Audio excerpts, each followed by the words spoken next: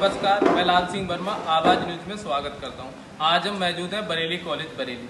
आज हम हृदय कुमार यादव जी से बात करेंगे। ये छात्र संघ के महामंत्री जी बरेली कॉलेज बरेली के हैं और पूर्व जिला अध्यक्ष समाजवादी छात्र संघ सभा के हैं। ठीक है, आज हम इनसे जानेंगे, पहले इनसे जानेंगे कॉलेज के बारे में और इनकी स्टडी के बारे में कि ये छात्र संघ के अध्यक्ष रहे, समाजवादी सभा के भी अध्यक्ष हैं। हाँ अध्यक्ष। छात्र संघ में 2012 में छात्र संघ का महामंत्री रहा और समाजवादी छात्र सभा का पूर्व में जिलाध्यक्ष भी रहा हूँ और आपने हमें अपने चैनल के माध्यम से बात रखने का मौका दिया, इसके लिए आपका बहुत बहुत धन्यवाद। आपका भी धन्यवाद सर। बताएं सर, जैसे आप देख रहे हैं कि जैसे बार बार स्टूडेंट कह रहा है कि बेरोजगारी बढ़ रही है और कह रहे हैं कि एजुकेशन का भी जो नया एजुकेशन सिस्टम आया है, पुराना एजुकेशन सिस्टम है उसमें बदलाव हुआ है, तो उसको लेकर स्टूडेंट के लिए कुछ समस्याएं आ रही। सर उस पर आप क्या कहना चाहते हैं? देखिए, छात्रों के साथ तो लगातार समस्याएं बढ़ रही हैं। हम जैसे सर कौन कौन सी समस्याएं आ रही हैं? जैसे फीस बढ़ोतरी सबसे बड़ा मुद्दा है। जी सर। चाहे विश्वविद्यालय का हो, चाहे माध्यमिक का हो, और चाहे विद्यालय या माध्यमिक या बेसिक कहीं भी अगर आप जाएंगे तो सब जगह जो है फीस बढ़ोतरी का एक बड़ा मुद्दा है और बड़ी समस्या है। किसान गरीब का जो बच्चा वो पढ़ने में उसको बहुत दिक्कत आ रही है क्योंकि फीस देने में असमर्थ हो रहा है। इसलिए हो रहा है कि चाहे तो प्राइवेट ग्रेजुएशन लेवल पे हो, स्नातक स्तर पे या प्रास्नातक स्तर पे प्राइवेट शिक्षा, या फिर आप जो है इंग्लिश मीडियम में चले जाइए, नर्सरी से लेके और 12th 10th तक। वहाँ तमाम इंग्लिश मीडियम के स्कूल के जो हैं स्कूल के मालिक जो हैं वो जो एकदम व्यापार की तरह से शिक्षा का बाजारीकरण कर रहे हैं और महंगी फीस, महंगे उनके संसाधन, महंगी व्यवस्थाएं, तो इस तरीके से परिवार समाज के लोग जो हैं जो भी अपने बच्चों को पढ़ाना चाहते हैं वो अच्छी शिक्षा मुहैया नहीं करा पा रहे हैं। इस पर सीधे जो है देश और प्रदेश की जो भारतीय जनता पार्टी है, अरे जो सरकार है वो तो कह रही है कि हम बच्चों के लिए एजुकेशन स्किल इंडिया का ये प्रोग्राम चला रही है, कह रही है हम स्कॉलरशिप से लेकर ड्रेस जो है काफ़ी चीज़ें प्रोवाइड कर रहे हैं और हर किसी स्टूडेंट के लिए सपोर्ट कर रहे हैं, तो सर उससे सपोर्ट नहीं मिल पा रही है क्या? देखिए, आप आंकड़े उठा के देख लीजिए।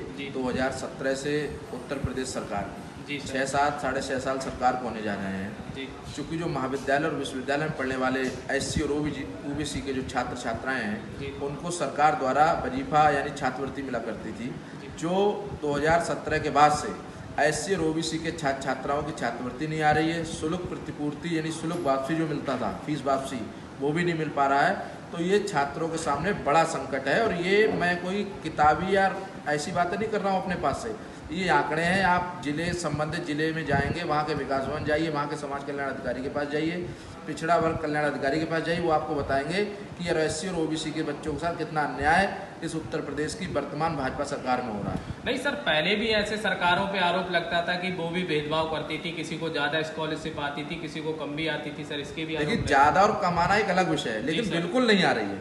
हमें अगर थोड़ी रोटी मिलेगी, थोड़ा खाना अगर हमें मिल जाएगा तो हम चल सकते हैं, लेकिन हमें जो बिल्कुल खाना नहीं मिलेगा तो हम अपाहिज हो जाएंगे, मर जाएंगे, खत्म हो जाएंगे।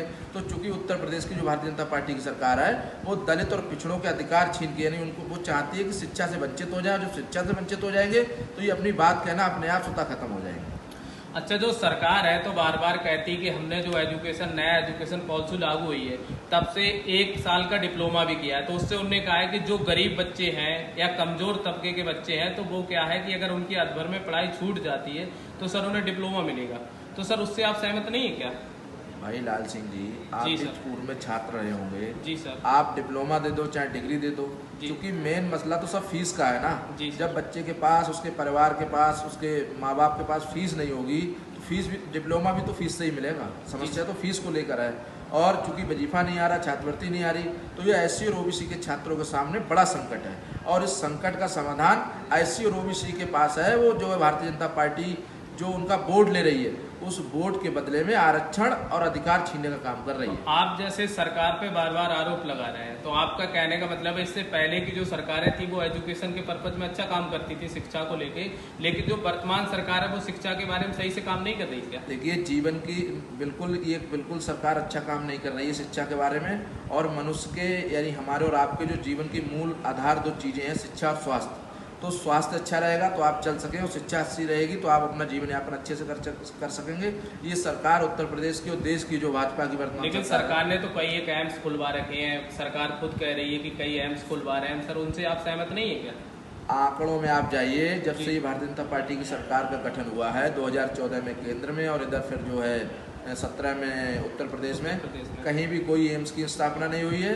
जो पुरानी सरकार ने एम्स बनाए या जो भी संसाधन से स्वास्थ्य के, उन्हीं को आगे बढ़ाने का काम नहीं कर पा रहे हैं ये लोग। आपके नज़दीक का जिला है जहाँ का मैं मूल निवासी भी हूँ, जनपद बदायूं, वहाँ माननीय सांसद धर्मेंद्र यादव जी ने और माननीय अखिलेश यादव जी की सरकार में राजकीय मेडिकल कॉलेज की स्थापना कराई गई। उस मेडिकल कॉलेज का जो हाल है वो आप कभी जाइए, बिल्कुल ज़मीन पे देख के आइए कितना बुरा हाल कर दिया गया। तो माननीय अखिलेश यादव जी जब उत्तर प्रदेश के मुख्यमंत्री थे और माननीय धर्मेंद्र यादव जी जब वहाँ के सांसद थे, उनके अथक प्रयासों थे वहाँ पर राजकीय मेडिकल कॉलेज की स्थापना कराई गई। और आज वो मेडिकल कॉलेज किस हाल में है ये किसी से छुपा हुआ नहीं है। अच्छा सर, जैसे सरकार को आप बार बार आरोप कर रहे हैं, तो जैसे 2024 का आप चुनाव पास में आने वाला है, आपको पता है लोकसभा चुनाव आ रहा है, तो सर उसमें जो समाजवादी पार्टी है 36 अपने कैंडिडेट उतार चुकी है, सही है, कई एक कैंडिडेट और उतार रही है और उसका कहना है कि अब हम 25 सीटों से जीतेंगे। तो सर ये कैसे कैसे कहाँ तक संभव हो सकता है? 36 नहीं, हमारी पार्टी सभी सीटों पर चुनाव लड़ेगी जी। और हमारे माननीय राष्ट्रीय अध्यक्ष जी और पार्टी के जो भी सीनियर लीडर है वो लगातार जो है क्षेत्र से संपर्क में जुड़े हुए हैं, ज़मीन से लेकर और बूथ से लेकर जो है लोकसभा विधानसभा में काम कर रहे हैं। लगातार तैयारी चल रही है और हम लोग बहुत ज़्यादा संख्या में सीटें जीत के आएंगे। और हमारे लोग जो है जो उत्तर प्रदेश के लोग हैं, देश के लोग हैं, वो लगातार भारतीय जनता पार्टी की जो निरंकुशता है, भारतीय जनता पार्टी का जो SC और OBC के अधिकार छीनने का काम कर रही है भारतीय जनता पार्टी, उसका जवाब हम लोग वोट से देने का काम करेंगे। अच्छा, जो 2024 में बार बार विपक्ष एकता हो रही है, कई एक पार्टी जैसे समाजवादी है, कांग्रेस है, आप पार्टी है, कई एक पार्टियों के नाम आप सुन रहे हैं, इसको लेकर पटना में बैठक हुई थी, अगली बैठक भी होने वाली है कुछ दिन में। तो सर ये जो विपक्ष एकता को लेकर बीजेपी की कुछ टेंशन इससे बढ़ सकती है क्या? बीजेपी तो विपक्षी एकता से टेंशन में है और बीजेपी तो सबसे ज़्यादा टेंशन में इसलिए है कि बीजेपी SC और OBC के जो अधिकार छीनने का काम कर रही है। जी सर। और इसलिए हम सभी लोग वोट के माध्यम से भाजपा को हराने का काम करेंगे। अच्छा सर, तो आप जैसे 2024 में भाजपा पार्टी दोबारा से बहुमत में नहीं आ सकती सर? देखिए, कौन बहुमत में आएगा कौन बहुमत नहीं आएगा इस समय बताएगा, लेकिन भारतीय जनता पार्टी ने जो जनता के साथ जुल्म और अत्याचार किया है उसका जवाब जनता वोट के माध्यम से देगी। अच्छा सर, जैसे 2024 में अगर विपक्ष की पार्टी सीटें ज़्यादा आती तो उसका सर मुख्य चेहरा प्रधानमंत्री का कौन रहेगा? ये तो वरिष्ठ लोग हैं हमारे विपक्ष में, जो लोग गठबंधन में शामिल हैं, जो लोग शामिल हो रहे हैं, वो लोग तय करेंगे। मैं तो एक छोटा सा कार्यकर्ता हूँ, मैं तो इन चीज़ों को तय करने की स्थिति में नहीं हूँ। मैं तो बस पार्टी का कार्यकर्ता हूँ, पार्टी के लिए समाजवादी पार्टी और समाजवादी विचारधारा के लिए काम कर रहा हूँ। अच्छा अध्यक्ष जी, आप काफ़ी टाइम से जैसे एजुकेशन से जुड़े हुए हैं, तो आपके लिए क्या लगता है कि क्या क्या एजुकेशन में और बदलाव किए जाए कि जिससे कि एक गरीब तबके का, मजदूर का या एक निम्न वर्ग का बच्चा अच्छे से पढ़ सके? सर उसमें क्या बदलाव होना चाहिए? ये हमारी सरकार में, समाजवादी सरकार में जी शिक्षा को प्राथमिकता दी गई थी। माननीय अखिलेश यादव जी जब मुख्यमंत्री थे, माननीय आदरणीय नेताजी, श्रद्धेय नेताजी जब चीफ मिनिस्टर रहे जी, तो हमारी सरकार में शिक्षा और स्वास्थ्य में सबसे ज़्यादा काम किया गया और शिक्षा के माध्यम से हम लोगों को आगे जाने का मौका मिला। तो सबसे पहले हमारा जो है छात्रवृत्ति का मामला है, जी सर, है ना, इवनिंग क्लासेस का मामला है और समय से परीक्षाएं हो, फीस वापसी हो, छात्रवृत्ति मिले, ये सब हम लोगों को समय से रिजल्ट घोषित हो, ये तो मूलभूत व्यवस्था है। नहीं सर, ये तो जो डिसिप्लिन है, जो टाइमिंग की जो गड़बड़ हुई है, तो वो तो कहीं ना कहीं कोविड को लेके हुई है सर। वो हल्के हल्के जैसे यूनिवर्सिटी के कुछ सेशन कुछ यूनिवर्सिटी ने टाइम से भी कर दिए हैं और कुछ के डिले हैं, तो उसमें तो आप गवर्नमेंट के लिए आरोप नहीं लगा सकते सर। भाई, कोविड जब आया था 2 साल पहले, 3 साल पहले, जी सर। वर्तमान में रोहिलखंड विश्वविद्यालय से हम लोग जुड़े हुए हैं। रोहिलखंड विश्वविद्यालय इतना ढुलमुल तरीके से रिजल्ट घोषित कर रही है, परीक्षाएं जून में खत्म होनी चाहिए, अभी तक परीक्षाएं चल रही हैं। हाँ नहीं, बच्चे काफ़ी, जैसे मैंने भी देखा था कि रोहिलखंड यूनिवर्सिटी में जाके इसको लेके प्रोटेस्ट भी कर रहे थे, धरना दे रहे थे कि हमारा जो रिजल्ट है वो सही नहीं आ रहा है और यूनिवर्सिटी जल्दी से जल्दी एग्जाम करा रही है सर। देखिए, विश्वविद्यालय में जो कुलपति महोदय बैठे हुए हैं जी सर, वो कहीं ना कहीं भारतीय जनता पार्टी और RSS मानसिकता के व्यक्ति जी। हैं। तो चूंकि जैसा सरकार उनको चला रही वैसे वो सरकार के हिसाब से काम कर रहे हैं। तो सरकार चाहती है कि छात्रों का नुकसान हो, छात्र पढ़ ही ना पाएँ। जब नहीं पढ़ पाएंगे तो हम लोग अपनी बात भी आगे नहीं कह पाएंगे। जी सर, थैंक यू सर।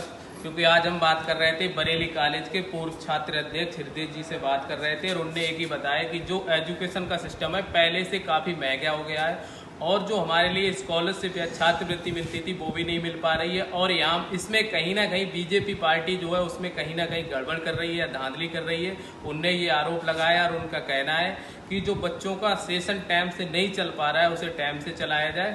धन्यवाद सर आपका। आपका भी बहुत बहुत धन्यवाद।